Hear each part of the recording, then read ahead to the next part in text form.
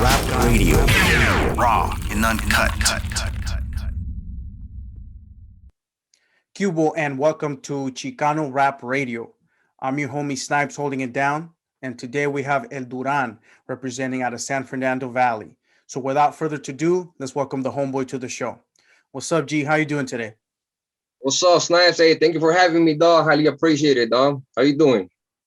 I'm doing great, G. I'm really happy that we've made the time to get this interview out of the way. The homeboy Midget Loco has said, a lot of really good things about you as an individual and also about your music. So, I'm excited to kick this off. Let's get into a little bit more about who El Duran is. So give me a little background information of, who you are and where you come from. Well, El Duran, dog, I was born in Nayarit, dog, Tijuana. I landed in California when I was about 6-7 years old. I grew up in San Fernando Valley in the 818, right? And I started my life of gang banging and all that out there, and pretty much my music reflects on everything I've done in the past, what I'm about, what I've been through, my struggles. And I'm deported now, and I'm out here in TJ, living All right, that life. So you're out there in Tijuas, and because I know one of the things that you're representing is El Deportado Movement, and I know that you linked up with Midget Loco, and you're out of the steel banging camp, and I want to get into that a little bit more. But tell me how you got into the music. How long have you been doing music, rapping, and when did that start? Damn, dog, I've been doing this music. Well, I've been wanting to do this music since I was a little kid. But due to the fact that I've been active in the hood, in and out of jail, I never had the time to really sit down and record into what was it, 2006 when I ended up getting deported for the second time. I went back to the hood and ended up moving to Las Vegas to try to stay away from trouble and do good, which that didn't happen. Yeah. Bumped into a cat that had a studio and everything, and I started putting my skills to work, writing music, recording, fell in love with the recording, fell in love with the dubbing, the mixing. And I took it from there, I started like really getting my own equipment and writing music, 2000, it was around 2008 when I really just started fucking putting it all together and like really working on my skills on mixing and mastering and doing my own songs. Did you put out singles, or did you put out like an album? Man, well, back then though, it was just more singles. There was still the CD thing was still active. They didn't have no digital platforms. So it was just MySpace. Gang banging and shit on the music. That's pretty much all I did. Yeah, just representing and. Yeah, that's pretty much pure singles, really was not updated or I was not educated when it came to what to do with putting CDs out on stores or anything like that, Do you remember the name of the first song that you recorded in a professional studio? Man, the first song I recorded it's called The Real Recognize. I was going through a mad struggle with the law out there. I had my kids in Vegas? In Las Vegas. Okay. Yeah, in Las Vegas. I was still active, huh? Active automatically. That once they deport us, you're automatically on the run. Like, you're out scanning. They set you up to report to your parole officer, and how I'm deported, So I got off. And I went out there and automatically on the run. You're dodging the cops. You're laying low. You don't want to get caught. Right. And see, I grew up not knowing how to do anything, dog. I didn't go to work. I didn't do nothing. I was just out there jacking, selling drugs, doing what the fuck I needed to do to survive. Yeah. And yeah, I pretty much that's where it took place at. Fucking where I started doing my music. In Vegas, is that where you got caught up and then deported you for the final time? This time, yeah, that's where they got me. This last time, this is where they got me. I did my 6 years, and did some state time out there, and then I did some federal time, re-entry time. Yeah, yeah.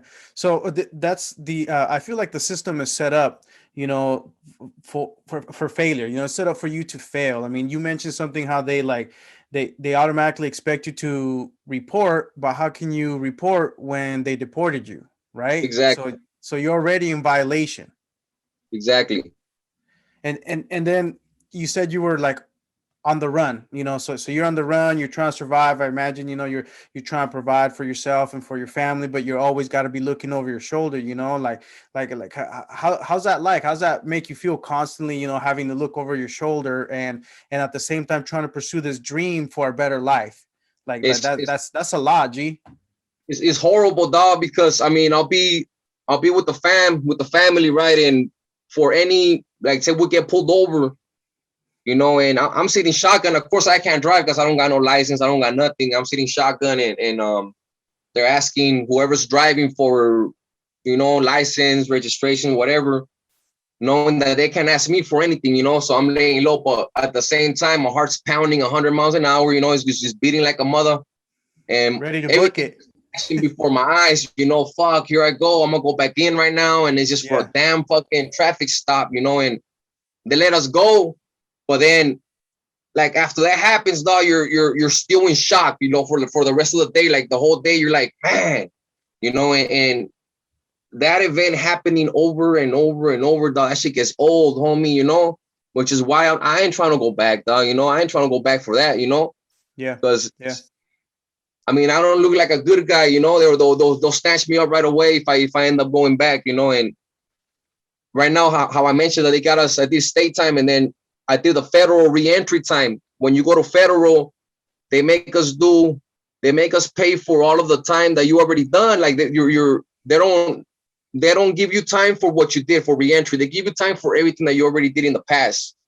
So kind of like double jeopardy type stuff, you know. That's They go bullshit. based on how much. Yeah, it's like a ruler of the scale. You know, they'll go up the points, and then you know what you've done in the past, and that's how much time you're doing. I think that's bullshit, homie, because it's a lot of it's meant to kind of keep the people down, you know, like it's all politics, it's all business, you know, they're charging taxpayer dollars, you know, for housing, for food, and all this other bullshit. Like if they really want you deported, then just deport them, you know what I mean, or just deport the Exactly. people. But nah, they, like you said, double jeopardy, you know what I mean. They hit you with the state time, and then they hit you, you know, with the federal time, with which is bullshit. You know, I'm all for prison reform because I think, you know, it's a setup for failure. And, you know, I think a lot of us, we grow up in a certain environment. We're a product of our environment, you know, and then we're Exactly. like punished for growing up in that environment, which is bullshit. You know, Yeah. like if you don't want this this society, then put more money in the hood, put more money into education, put more money into job training, you know, put more money into people who are, you know, released from jail, so that they are able to function and provide for the family, so they don't have to start jacking, they don't have to start selling drugs. So, you Yup. know, but I commend you, G, for having the strength to continue moving forward and continue to follow that passion that you have for the music. So take me from, you know, from the time that you got deported to the time that you now, you know, what happened, you know, from the time that you got deported to now that you're in the music. Man, dog. Well, you know, I got out the feds. I mean, I took everything, When everything did I that learned in happen? there, homie. I When did that took it in. happen? Huh? When did This you get out was of the in feds? 2016, Okay. around Not this too bad. time. I've been out 5 years already, dog. Around this April 16. Yeah, this month I got out. You know, 5 years ago. Wow. And well, I pretty much took all my everything I learned in there. You know, I'm like, you know what, man, I'm just gonna everything that I learned, all the discipline that they teach us, everything that we have to live, you know, in there. I'm just gonna apply it out here, and I'm gonna take it day by day. Like I'm still doing time. I'm still under my sentence. You know, I got deported, so I'm still paying for what I've done. You know, Yeah. so why not live that disciplined life that we used to live in? You know, that's gonna help me. It ain't gonna keep me down. You know, so yeah, man, free from drugs, free from all that. You know, so they sent me all the way to Mexico City. They flew me out there. I didn't get deported at the borderline. They sent me way back because I'm from Nayarit, so they don't want us deported at the borderline, dog. You know, all that cartel stuff. And I came straight to TJ, dog, not knowing what the hell I was gonna do. You know, luckily my cousin was out here, and he's like, "Hey, man, I got a spot here. Come through." You know, and man, and there's call centers. Call centers out here is like it's the buzz out here right now. Where you know we're making good money. Because you speak English, right? And you know, Yeah. these U.S. companies are outsourcing their call centers. The time that I was out here before, there was only like 3 call centers, bro. There was only like 3 call centers. I had one job at a call center and I lost it. You know, I was still active, you know, I was still a knucklehead. I got into it with a supervisor, you know, and I lost my job and I couldn't get back in no more, no call center, homie. So I started struggling from that point on. I started struggling with jobs. I couldn't get a good job. So when that was my fear, I'm like, man, I'm gonna hit TJ. I'm not even know what the hell to do. I'm not gonna be able to get a job.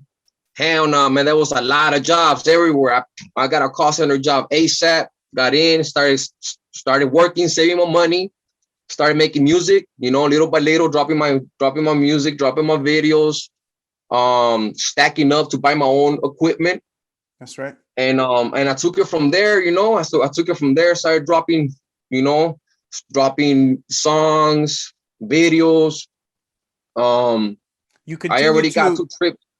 You continue to follow the dream, and you were investing in your dream, and I love that, you know, that you and especially a lot of people that come from our environment, you know, like, you know, we may be down, but we're gonna get right back up and we're gonna keep moving forward, and I respect that, G. So I want to get, before you get into that, because I feel like we're leading up to the really juicy stuff. Let's take a quick little break and we'll be right back. You're listening to Chicano Rap Radio, raw and uncut. Hit us up at 805-395-6595 for your special requests, dedications, and shout-outs. Chicano Rap Radio, raw and uncut. Welcome back to Chicano Rap Radio. We're chopping it up with El Duran, representing out of San Fernando Valley. We've been talking about, you know, how he was out there being active on the streets, how eventually he got deported, got cut up, got deported, but he's been pursuing, you know, the music thing the whole time. He got deported to Mexico City. He found his way back to Tijuana and, you know, got a job, got himself back on his feet, started investing in his music, and he started to put out music that eventually got him some of the recognition that he has now. You were telling me that, you know, after you got the job and you started investing in your music, you were investing in your music by buying equipment and putting music out. Tell me, at what point were you able to link up with Midget Loco? How did that happen? Man, well, I've been making noise out here. You know, I've been doing my independent, you know, dropping music and shit. And I got features with big artists out there, you know. Got songs with Shadow, Mr. Trip a lot, you know. I got so I'm making my little buzz out here. One of the homies, the homie Shorty from his barrio, from Primera, got at me. He's like, hey, I could hook you up with the homie Midget Loco, you know, if you want to do a feature with him, you know, since you're doing moves out here, you know, I could set you up with that. And hell yeah, I'm down, you know. Midget Loco is being one artist that, you know, intimidating in his lyrics, you know, like, damn, that fool gets down, homie. He be spitting, you know. Yeah. And usually when I got locked up the last time, he had that buzz with that Charlie Rocampo, you know, and I heard him and I'm like, man, that fool got skills. And man, so he hooked that up for us, you know. Me and Midget Loco started talking, chopping it up, you know, about the beat, what we're gonna rap about, you know. And man, that fool's firme, homie, humble as fuck, you know. He's been humble, and we just kicked it off, that real carnalismo, you know, in our conversations. And since then, we did that song, and then we just kept going. We kept talking, chopping it up, and we kept going, you know. And that conversation just came up on joining the team one time. I think after the second song that we did, you know. And I'm all out for it, you know. I told him, hey, look, I've been feeling a lot like, you know, I need to be part of this, you know. I've been getting that feeling, and he's like, man, stop playing, you ain't ready for this shit, you know. Let's get it. I'm down, right. Fool, you know, let's get it. He's like, all right, fool. welcome to the team. And yeah, we kicked it off from there, man. And we've been at it since. So you're representing Still Banging Music now, and it's official. How long ago did that happen? This happened about what, man? I want to say the ending of last year. Okay, Yeah, okay. about the So ending. you're Yeah, hungry. You're hungry. I'm You're on the team, and now you're I'm bringing hungry. it. I'm bringing that shit, man. What are some of the videos that you've put out that you feel you're getting like a really good response, from the fans? Right now, I'm everybody talking is one. That's They're fire. getting getting a good response on that. Also, sacrifice. I kind of spit a little history about what we talked about, how I started doing this music. Um, a little bit of everything. I got a few songs from other artists, Brown Shady, that's on it as well. That's one of my idols, dog, growing up as well, and I got them on my tracks. That's solid. Um, yeah, I got quite a few, man. Tell me a little bit more about Deportado Movement. What exactly is that? The Deportado movement is the mindset, bro. That Chicano. I'm Mexican 100%. That's never gonna change, But I grew up at a Chicano in a Chicano environment, gang banging and leveling up to that Southern mentality, when you go in there and that prison mentality, and our way of carrying ourselves, our way of thinking, our way of doing things, seeing things. Deportado movement is there's three types of deportado. The way that I put it, the way that I see things, and the way that I tell the homies, there's three deportados out here. It's that simple deportado that comes out here and feels that the U.S. government owes them something. That you deported me unfairly, and they're protesting and expecting for the government to reach out and let them back in, and good luck with that. There's the other deportado, homie. I used to be that deportado, you know what I mean? I used to be that one, that's why I speak on it, because I know this. And it's a second deportado, homie, that comes out here and is expecting family to provide for them, money orders, give me this, give me that, and they don't want to work, they don't want to create a report, you know what I mean? They just they're living that life. Since things are cheaper out here, they think they could survive with the little bit of money that they get from the other side, Right. And when that comes to an end, now what? They fall to depression, they start tweaking, they start fucking burning the homies, they start doing all kinds of messed up shit, homie. They don't come out of jail, they're always getting picked up, just doing bad, homie. There's a third deportado, homie, which is us, Deportado Movement, that finally say, you know what, fuck this, it's on, okay. The whole time that the U.S. government had us out there, what they want us to do is create a report. They want us to build something. They want to see what we've been doing. What are we providing to the community, right? All right, so I'm not gonna beg, homie. I'm not gonna sit there and try to get my kids to call me out there because I got kids out there. I'm not gonna do none of that. I'm just gonna create a report. I'm gonna come out here. I'm gonna work my ass off. I'm gonna do what I gotta do out here to survive, make things happen, dog. That's what the Deportado Movement stands for. That's right. Homies that are out here making shit happen, dog. That they ain't crying no more. It's just time to get shit done and push forward. Right. Right. I respect that, G, and I see how there is three different types, and I like how you broke it down because I've had interactions with all three different types, and I'm all for what you're doing right now, which is like an empowerment thing. You know what I Exactly. mean? Like whether it was fair or not, this is what it is now. This is the reality, and let's just get it. Let's get to work. Let's do what we have to keep moving forward and provide for ourselves and not be dependent on the mercy or the grace of someone in the States. So I think that's solid. Is there a big community of people in Tijuas, or would you say in border towns that kind of like click together, because that's kind of like what I'm understanding. Are there a lot of people from like maybe different neighborhoods that perhaps maybe wouldn't get along, but now they're in the same situation that somehow they end up clicking up, or how is it down there in Tijuas? Well, there is though. It's the same thing. I mean, there's people. I mean, they don't specifically have to be from the Deportado movement, but they're holding that mentality. We got tattoo shops, in mostly in every corner, and they're being ran by homies that are deported. Restaurants. We got homies doing clothing. We got homies out here working Netflix, dog. Got the homie Loquito from T Flats. He did this hat for me, dog. He comes out in Netflix, dog, doing little movie scenes and shit, and he comes out in quite a few movies, That's right.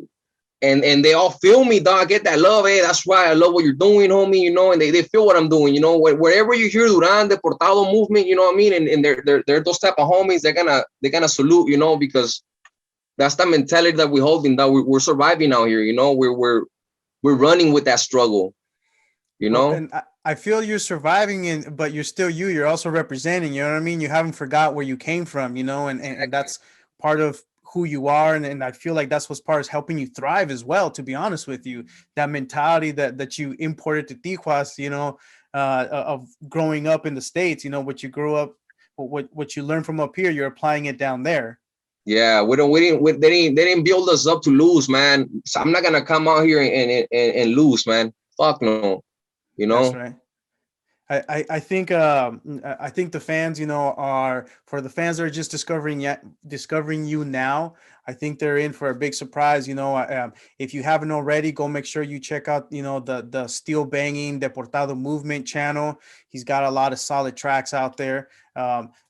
You were mentioning Everybody Talking. You have Where You From, Resistencia, Throw It Up. I mean, you have a lot of solid music already under your belt, and I'm looking forward to listening to some of the other music that you have coming up. I know you're working on some things, and I want to get into that right now, or I want to get into that in a little bit. But first, let's take a quick little break, and we'll be right back. You're listening to Chicano Rap Radio, raw and uncut. Chicano Rap Radio, raw and uncut. Welcome back to Chicano Rap Radio. We're chopping it up with El Duran. We've been talking about the Deportado movement. We've been talking about his music, how he got into the music, how he invested in equipment to, keep grinding and pursue the dream of getting into the music more seriously. We talked about him linking up with Midget Loco and becoming an official member of the Steel Banging Camp. I wanted to get a little bit more into your last album that you dropped last year, Life on the Line. Tell me a little bit more about Life on the Line and some of the features that you have on that album. Life on the Line, named it, we're living life on the borderline, right?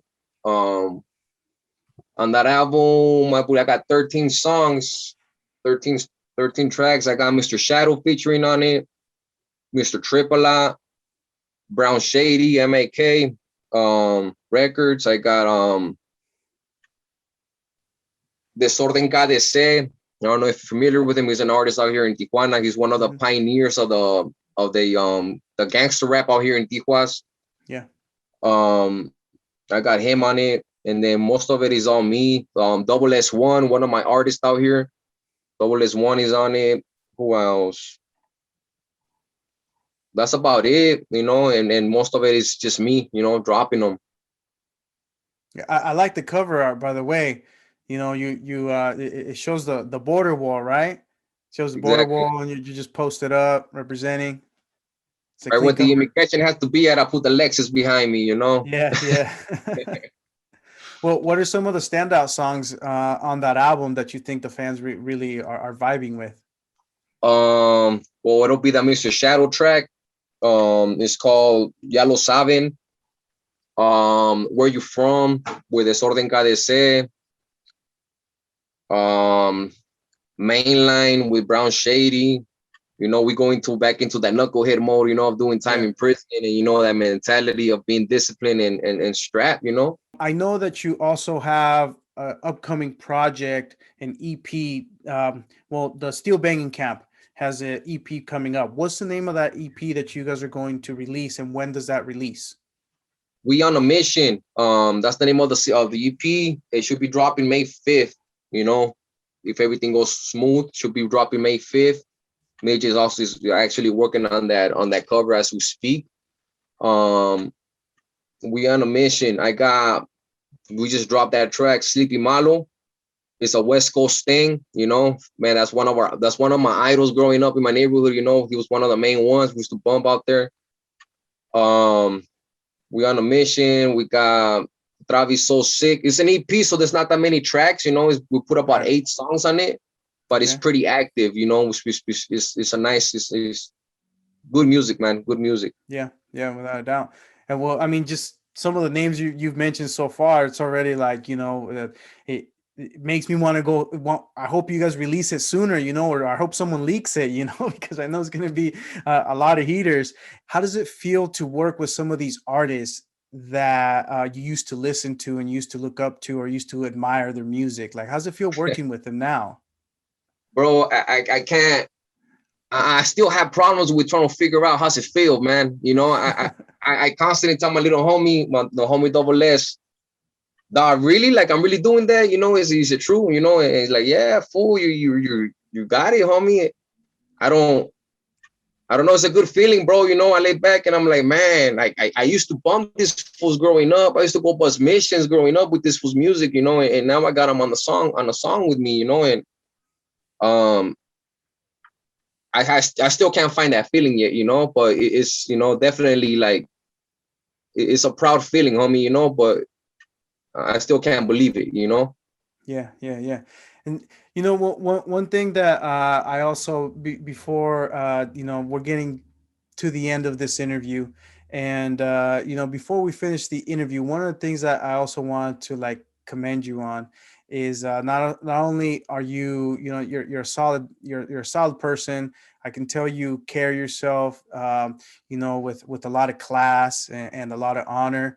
um Now that you live in Tijuana, I mean, did you have family there? Did you start over? Do you have any kids, you know, that you have right there in Tijuana? Because I have seen some pictures of you with like a little boy. Who is that little boy? That's my son. Yeah, I had him out here. You know, I started over. You know, I got 2 daughters in Las Vegas. You know, I lost it all. You know, I lost everything. I still keep in contact with them. You know, they came out here to see me a few times. That's right. But yeah, I had to start over. You know, I got my family. You know, and yeah, pretty much. Well, From I just wanted to say I think I think it's solid that your son seems to have a lot of love for you, and I know that, you know, a lot of what you do, not only is it for yourself, but it's also for the bigger picture of providing for your family, you know. So, you know, I respect that. I know you're gonna put good values into your son. I just kind of was curious because every now and then you post some pictures of, you know, you and this little boy, and I'm like, all right, that little boy seems like he's like, you guys are close, you know. So I just wanted to kind Yeah, of get that out of the way. It speaks a lot about a person, you know, who can do that, yeah, you know. Being from the hood, you know, some of us, you know, didn't grow up without our fathers, you know, and some of us, we need that strong father figure, you know. So if we're able to kind of like what we learned on the streets, if we're able to give that back to the younger generation in a solid way, you know, I think we're doing something really, really good. So, you know, yeah. Right now, much what I respect could for say that. is that he has what I didn't have. You know, I didn't. He has whatever I didn't have. He has it right now. You know, and that's basically what I live for. That's right, You G. know. That's right. And you're also working on a project, a solo project, correct? Yeah, I'm Okay. working on my solo album. I'm gunning for 13 songs, maybe 10 solo, just me, Okay. and try to put 3 features on it. You know, at the end of the CD or Do you within the have any CD. songs? Do you have any songs recorded for that already? Yeah, I got what about 5 tracks right now recorded for that. Okay. So you're getting close to half, you know, and I imagine, you know, Yeah. you're gonna get to work real soon. When do you think that's gonna drop? Do you have a release date? Um, I want to say maybe mid 2021. Um, Summer? if I really, I mean, it could probably be sooner than that, but yeah, because you know, we still out here, we still gotta work. You know, I don't Yeah. dedicate my full time on on being in the studio. You know, so Right. I'm juggling music, family, work, Work. gym. You know, That's right. so You got to get your money. You got to get your that's routine. man. Yeah. I see that too on your Instagram. You know what I mean? I see you get your money. So I mean, I think that's good. You know, it keeps you in shape, and you know, it kind of keeps the mind right too. Exactly. All right. So you haven't you guys have an EP coming up. We on a mission. You know, still banging music. If you haven't already, you know, treated yourself to his last album, Life on the Line, make sure you check that out. The homie El Duran also he's working on a project that he's going to be releasing sometime, you know, mid 2021, sometime in the summer. I don't think there's a title for it yet, you know, but keep an eye out for it because it's definitely going to be, you know, another banger. You're very talented. You're bringing a lot of real shit, you know, to the studio. And so, you know, we're here at Chicano Rap Radio. We're going to continue to support the movement, the culture, and we're going to continue to promote the music. We'd love to have you back as you know, as your release date gets closer. So definitely keep in contact with us. Are there any last words that you want to leave the fans with before we end this? Thank you for the love, man. All my fans, toda la fanaticada aquí en Tijuana, todo México que apoya al Duran, un chingo de gracias. Thank you for the ones that I have back home. Much love to the homie Midget Loco, you know, for the opportunity. And much love to the fam, man, you know. And thank you for having me, Don. Highly appreciate the opportunity as well, man. That's right. That's right. Make sure you keep an eye out for new music dropping from Steel Banging Music. They have an EP coming up, and definitely stay posted for some of the music that El Duran will be dropping sometime this summer. You're listening to Chicano Rap Radio, raw and uncut. Chicano Rap Radio, raw and uncut.